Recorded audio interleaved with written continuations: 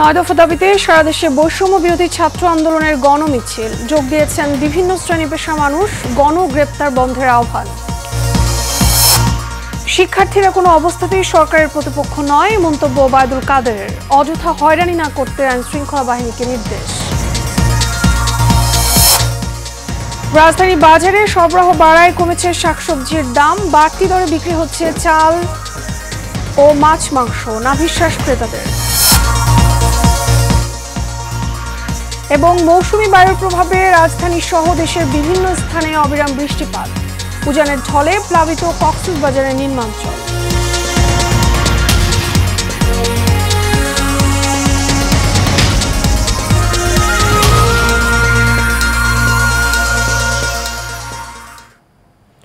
স্বাগত এশিয়ান নিউজে, আপনাদের সঙ্গে আছি আমি মিতা মৌসুমী। শুনছিলেন বিআরবি কেবল ইন্ডাস্ট্রিজ লিমিটেড সংবাদ শিরোনাম।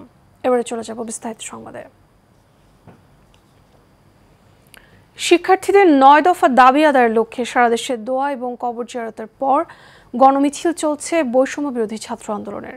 দুপুরে মসজিদে জুম্মার নামাজ শেষে দোয়া মোনাজাত এবং মন্দির গির্জা সহ সব উপাসনালয়ে প্রার্থনা করা হয়। সেই সঙ্গে জুম্মার নামাজ শেষে শহীদদের কবর জিয়ারতও করা হয়েছে। এরপরই রাজধানীর বিভিন্ন স্থানে ছাত্র জনতার গণমিছিল শুরু হয়। Shahbag press club, science lab, Uttara সহ বিভিন্ন স্থানে মিছিল করেন শিক্ষার্থীরা। সকালে রংপুরের বেগম রোকেয়া বিশ্ববিদ্যালয়ের সমাবেশ এবং পদযাত্রা করে শিক্ষার্থী এবং শিক্ষকরা। পিরোজপুরে সড়কে বিক্ষোভ করেছে বৈষম্য বিরোধী ছাত্ররা। বরিশালেও একই কর্মসূচি পালিত হচ্ছে। এছাড়া নরসিংদী, চট্টগ্রাম, রংপুর সহ বিভিন্ন জেলাতেও এই কর্মসূচি পালিত হয়। শিক্ষার্থীদের এই কর্মসূচিতে একাত্মতা প্রকাশ করে যোগ দিয়েছে বিভিন্ন সংগঠনও। এ সময় ৯ দফা দাবি বাস্তবায়ন সহ গণগ্রেপ্তার বন্ধের আহ্বান জানান তারা।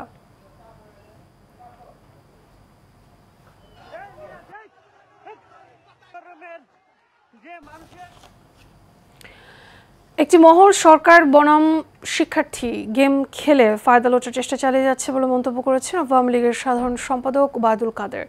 দুপুরে রাজধানীর ধানমন্ডিতে আওয়ামী লীগ সভাপতির কার্যালয়ে সংবাদ সম্মেলনে এই মন্তব্য করেন তিনি। শিক্ষার্থীরা কোনো অবস্থাতেই সরকারের প্রতিপক্ষ নয় উল্লেখ করে তিনি আরও বলেন, শিক্ষার্থীদের মূল দাবি সুরাহা হয়েছে। এচিমেতো রিপোর্ট। রাজধানীর ধানমন্ডিতে আওয়ামী লীগ সভাপতির কার্যালয়ে সংবাদ সম্মেলনে কথা বলেন দলটির সাধারণ সম্পাদক ওবায়দুল কাদের। এ সময় তিনি বলেন, শিক্ষার্থীদের মূল দাবি সুরাহা হয়েছে। শিক্ষার্থীরা কোনো অবস্থাতেই সরকারের প্রতিপক্ষ নয়। একটি মহল সরকার বনাম শিক্ষার্থী গেম খেলে ফায়দা লোটার অপচেষ্টা করছে। শিক্ষার্থীদের আন্দোলনকে পুঁজি করে পরিকল্পিত ধ্বংসযজ্ঞ এবং হত্যাকাণ্ড চালিয়েছে। তিনি জানান, সরকার বিচার বিভাগীয় তদন্ত কমিশন গঠন করেছে। প্রতিটি হত্যাকাণ্ডের তদন্ত করতে সরকার বদ্ধপরিকর।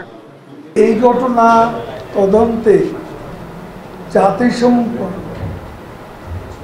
এবং অন্যান্য দেশের কাছে সরকারের পক্ষ থেকে সহযোগিতাও চাওয়া হয়েছে। প্রতিটি হত্যাকাণ্ডের সুষ্ঠু তদন্তে বিচার বিভাগীয় তদন্ত কমিশনের সদস্য সংখ্যা এবং আওতা বাড়ানো হয়েছে। কোনো শিক্ষার্থী যাতে হয়রানির শিকার না হয় সেদিকে দায়িত্বশীলদের খেয়াল রাখতে নির্দেশনা দেওয়া হয়েছে বলে জানান ওবায়দুল কাদের। শিক্ষার্থীদের অযথা হয়রানি এবং আটক না করতে আইন প্রয়োগকারী সংস্থাকে নির্দেশনা দেওয়া হয়েছে। Mitu, Asian television, Dhaka. দর্শক, এই মুহূর্তে রাজশাহীর সবশেষ পরিস্থিতি জানবো সহকর্মী বাড়িউল আলম শান্তর কাছ থেকে। ছাত্র আন্দোলনের কেন্দ্রীয় কর্মসূচির অংশ হিসেবে আজ শুক্রবার জুমার নামাজ শেষে মসজিদে দোয়া, এছাড়াও মন্দির ও গির্জা সহ বিভিন্ন জায়গায় প্রার্থনার আয়োজন করা হয়েছে। আমরা দেখেছি যে রাজশাহীতে জুমার নামাজে শেষে কিন্তু প্রতিটি মসজিদে এই দোয়ার কর্মসূচি পালন করা হয়েছে। এছাড়াও আমরা দেখেছি যে দেশের বিভিন্ন স্থানে জুমার নামাজ শেষে যে ছাত্র এবং জনতারা যেই গণমুসলিম কর্মসূচি পালন করেছে এমনটি কিন্তু আমরা রাজশাহীতে লক্ষ্য করিনি। রাজশাহীতে কিন্তু এখনও পর্যন্ত পরিবেশ শান্ত রয়েছে। মসজিদে দোয়া ব্যতীত কোনো কর্মসূচি কিন্তু আমরা ছাত্রদের পক্ষ থেকে এখনও পর্যন্ত দেখিনি। তবে নগরীর বিভিন্ন গুরুত্বপূর্ণ মোড়ে কিন্তু দেখেছি যে আইন শৃঙ্খলা রক্ষাকারী বাহিনীর যারা সদস্য রয়েছেন তারা সতর্ক অবস্থানে রয়েছেন এবং আমরা এই মুহূর্তে আছি রাজশাহী বিশ্ববিদ্যালয়ের প্রধান ফটকের সামনে। আমরা দেখতে পাচ্ছি যে এই বিশ্ববিদ্যালয়কে ঘিরে কিন্তু নিরাপত্তা জোরদার করা হয়েছে। পুলিশ, বিজিবি, আনসার সহ কিন্তু বেশ কিছু আইন শৃঙ্খলা রক্ষাকারী বাহিনীর সদস্যরা এখানে মোতায়েন রয়েছেন। সব মিলিয়ে এখনও পর্যন্ত কিন্তু রাজশাহীতে কোনো ধরনের উত্তেজনাপূর্ণ ঘটনার সৃষ্টি হয়নি। তো এই ছিল আমার কাছে রাজশাহী থেকে এখনও পর্যন্ত সর্বশেষ খবর। এদিকে রাজধানীর বাজারে পণ্যের সরবরাহ বাড়ায় ডিম, সবজি সহ অন্যান্য নিত্যপণ্যের দাম কমলেও সপ্তাহের ব্যবধানে চালের দামে নতুন করে অস্থিরতা তৈরি হয়েছে। বস্তাপতির দাম বেড়েছে 200 থেকে 300 টাকা। তবে বেড়েছে ব্রয়লার মুরগি সহ সব ধরনের মাছের দাম। বিক্রেতারা বাজার নিম্নমুখী বললেও বরাবরের মতো ক্রেতাদের অভিযোগ দাম বৃদ্ধির। আবির হোসেনের ক্যামেরায় কাস্টমার রিপোর্টে বিস্তারিত। টানা কয়েকদিনের দেশের উদ্ভূত পরিস্থিতির মধ্যে সরবরাহের দোহাই দিয়ে চালের দাম বাড়িয়েছে কেজি প্রতি 4 থেকে 5 টাকা। বিশেষ করে সব ধরনের মোটা চালের দাম বেড়েছে তুলনামূলক অনেক বেশি। সব চালের দামে বাড়তি, গরিব মানুষের চালের দামটা একটু বেশি বাড়তি। মোটা চাল, আটার চাল, সন্না চাল এগুলোর দাম কেজিতে 4-5 টাকা করে বাড়তি। তবে কয়েকদিনের তুলনায় পরিস্থিতি কিছুটা স্বাভাবিক হয়, বেড়েছে পণ্যের সরবরাহ, ফলে সবজি সহ কমেছে বেশিরভাগ নিত্যপণ্যের দাম। এখন মোটামুটি আলহামদুলিল্লাহ সব জিনিসের দামে কমছে, শুধু টমেটোর দাম বাড়তি। কাস্টমারে যদি আমরা 500 টাকায় কিনে এনে যদি বলি 300 টাকা, তারপরে তারা বলবে যে দাম বাড়তি। আমরা কেমনে তাদেরকে বুঝাইবেন বল? আমরা পেঁয়াজ বিক্রি করতেছি, আগে বিক্রি করতাম 120 টাকা, এখন বর্তমানে বিক্রি করতেছি 110 টাকা। কেজি প্রতি 10 টাকা কমছে। আগে রসুন বিক্রি করতাম 200 টাকা, এখন বিক্রি করতেছি 180 টাকা। কেজি প্রতি 20 টাকা কমছে। আগে বিক্রি করতাম 300 টাকা, এখন বিক্রি করতেছি 270-260। কিন্তু ভিন্ন সুর ক্রেতাদের মুখে, যদিও কেউ কেউ বলছেন কিছুটা কমেছে সবজির দাম।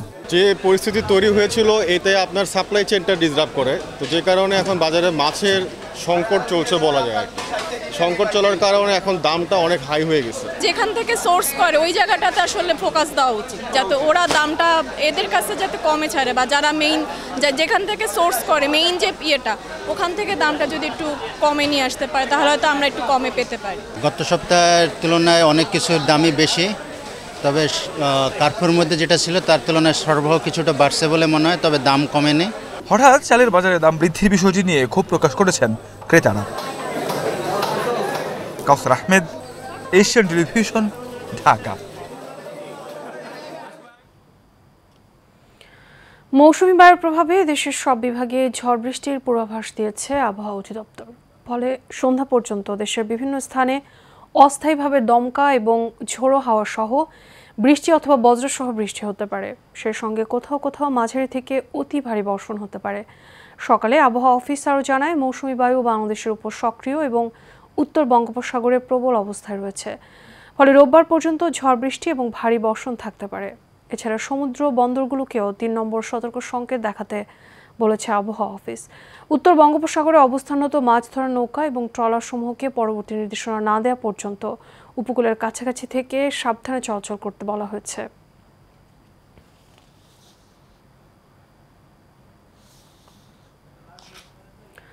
গত কয়েকদিনে ভারী বর্ষণে ডুবে গেছে কক্সবাজারের নিম্নাঞ্চল। এতে পানিবন্দী হয়ে পড়েছে কয়েক লাখ মানুষ। দুর্ভোগের পাশাপাশি দেখা দিয়েছে বিশুদ্ধ পানি এবং খাবারের সংকট। তবে জেলা প্রশাসন বলছে, দুর্গত মানুষের মাঝে শুকনো খাবার সহ অন্যান্য উদ্ধার সামগ্রী পৌঁছে দিতে কাজ করছেন তারা। অন্যদিকে বন্যা কবলিতরা বলছেন, যা পাওয়া যাচ্ছে তা প্রয়োজনের তুলনায় খুবই নগণ্য। কক্সবাজার থেকে মোহাম্মদ শফিকের পাঠানো তথ্য ছবিতে বিস্তারিত জানাচ্ছেন আরভি ইসলাম হিমু। টানা 5 দিনের ভারী বৃষ্টি ও পাহাড়ি ঢলে পানি বন্দী হয়ে পড়েছে কক্সবাজারের 9 উপজেলার 3 লাখ মানুষ। এতে দুর্ভোগ বেড়েছে বানভাসীদের। ডুবে গেছে মাছের ঘের, রাস্তাঘাট, তলিয়ে গেছে ফসলি জমি। এছাড়াও মাতামুহুরী ও বাঁকখালী নদীর পানি বেড়ে যাওয়ায় ভেঙে গেছে বেড়িবাঁধ। এতে সবচেয়ে বেশি দুর্ভোগে রামু ও উখিয়া উপজেলার বাসিন্দারা। বিশুদ্ধ পানি ও খাবার সংকটে স্থানীয়রা। অতি বর্ষণ হলে এখানে আমাদের বাকখালী নদীতে মানে গর্জনিয়া পাহাড়ের পানিগুলি এসে আমাদের এলাকা ডুবে যায়। আমরা সকালে ঘুম থেকে উঠতে আমাদের সময়টুকু পাইনি। আমাদের এখানে বাসার যে আসবাবপত্র থেকে শুরু করে বিভিন্ন ধরনের জিনিসপত্র আমাদের ক্ষয়ক্ষতি হয়েছে। বন্যার পরিস্থিতি খুবই খারাপ, প্রচুর পানি। আমাদের হাঁটু থেকে আমরা বাড়িতে অনেকের বাড়িতে 3-4 ফুট পানি, হাঁটু পরিমাণ পানি। তীব্র পানি আসার কারণে আমাদের বাড়িঘর সবগুলো ডুবে গেছে। আমাদের এই এলাকার সব জনসাধারণ খুব কষ্টে আছে। ভারী বৃষ্টিতে আবার দেখা দিয়েছে পাহাড় ধসের শঙ্কা।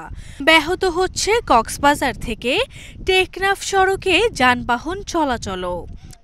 গত রাত থেকে প্রায় 20টি গ্রামের 10,000 মানুষ পানিবন্দী হয়ে আছে। তারা গতকাল থেকে কিছু খেতে পারেনি এবং এই এলাকার যে গ্রামীণ অবকাঠামো রয়েছে, সড়কগুলো রয়েছে, তা সম্পূর্ণ বিধ্বস্ত হয়ে গিয়েছে। আমরা সকাল থেকে কিন্তু আমাদের এলাকার কোনো লোকজন বাড়িঘর রান্না করতে পারে নাই। হঠাৎ পানি বেড়াতে বর্তমানে অনেকে কিন্তু রাতে রাস্তার উপর চলে এসেছে। এদিকে এখনো পর্যন্ত সরকারি কোনো ত্রাণ সামগ্রী না পৌঁছালেও দুর্গত মানুষের পাশে দাঁড়িয়েছে জনপ্রতিনিধি ও রাজনীতিবিদরা। সেটি আমি পরিদর্শনের পরে দ্রুত আমাদের উপজেলা প্রশাসনের পক্ষ থেকে এবং জেলা প্রশাসক স্যারের পক্ষ থেকে আমাদের সাহায্য কার্যক্রম গ্রহণ করা হবে। পাহাড়ের পাদদেশে ঝুঁকিপূর্ণভাবে যারা বসবাস করছেন তাদেরকে সরানোর জন্য আমাদের মাইকিং কার্যক্রম চলমান রয়েছে। দুর্গত মানুষের মাঝে শুকনো খাবার পৌঁছে দিতে কাজ করে যাচ্ছেন স্থানীয় প্রশাসন। আর আবহাওয়া অধিদপ্তর বলছে আগামী 3 দিন বৃষ্টির সম্ভাবনা রয়েছে কক্সবাজারে। Arvi Islam Himu, Asian television.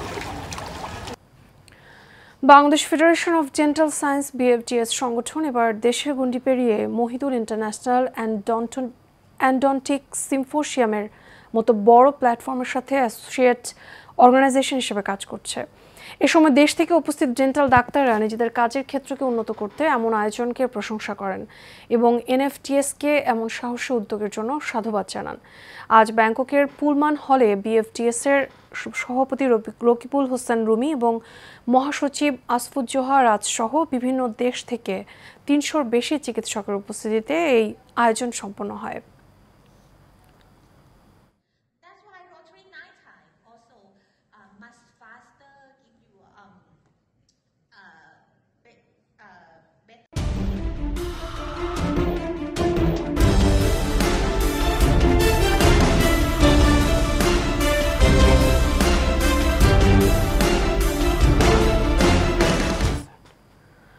এবার বাংলা। বগুড়ায় ধাওয়া খেয়ে মসজিদে আশ্রয় নেওয়া এক যুবককে কুপিয়ে হত্যা করা হয়েছে। নিহত যুবকের নাম রতন জিলাদার। ভোররাতে এরুলিয়া খন্দকার পাড়ায় এই ঘটনা ঘটে। স্ত্রীকে ধর্ষণের ঘটনার জেরে গত বুধবার আরিফুল এবং আমিন নামের 2 যুবককে মারপিট করে রতন। এরই জের ধরে রতনকে কুপিয়ে হত্যা করা হয় বলে দাবি করেন তার পরিবার। ঘটনাস্থল পরিদর্শন করে সদর থানা পুলিশ জানায়, ঘটনার পর থেকে আরিফুল, আমিন ছাড়াও আরও একজন পলাতক রয়েছে। তাদের গ্রেপ্তারের কাজ চলছে।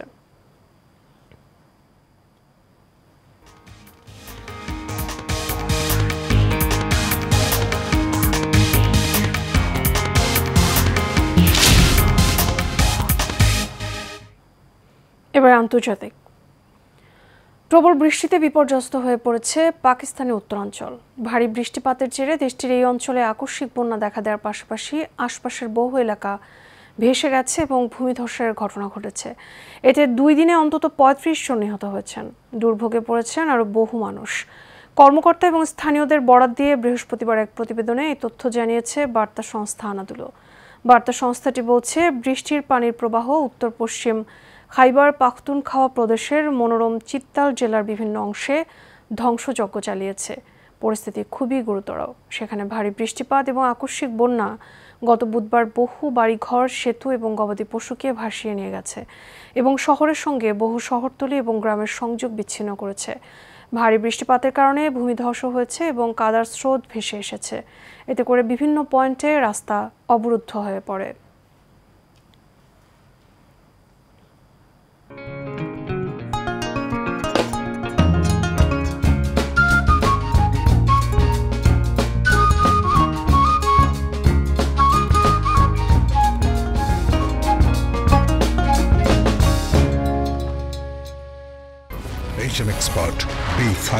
CWR স্বাধীনতার সুবর্ণ জয়ন্তীতে নতুন বাংলাদেশ গড়ার প্রত্যয় HM Steel B500 CWR।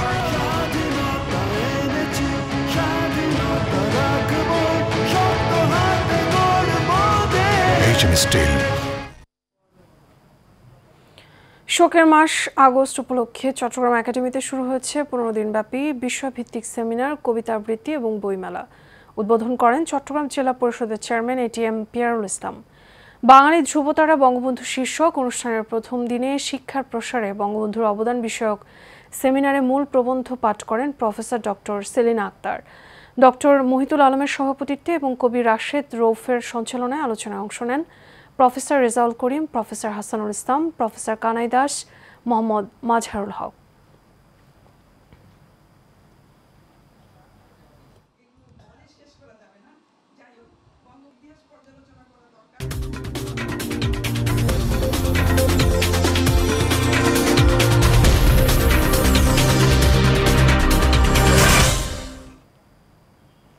এবার খেলার খবর।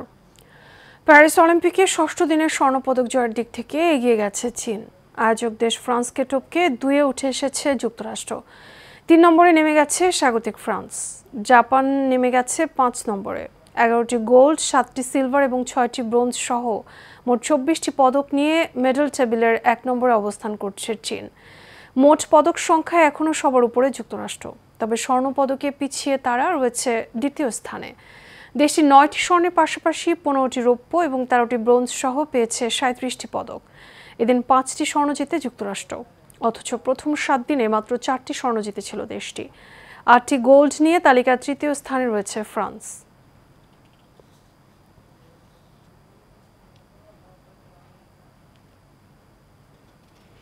এর সাথে শেষ করবো এশিয়া নিউজ। তার আগে বিআরবি কেবল ইন্ডাস্ট্রিজ লিমিটেড সংবাদ শিরোনামগুলো জানাবো আরও একবার।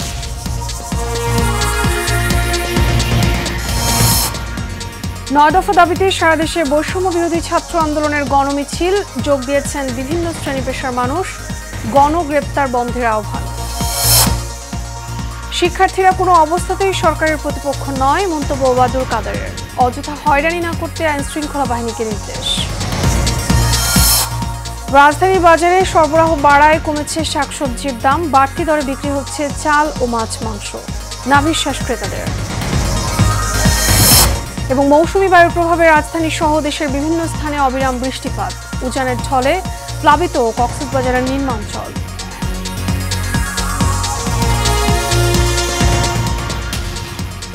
এশিয়া নিউজের পর্যন্তই। আমাদের পরবর্তী সংবাদ দেখার আমন্ত্রণ রইল।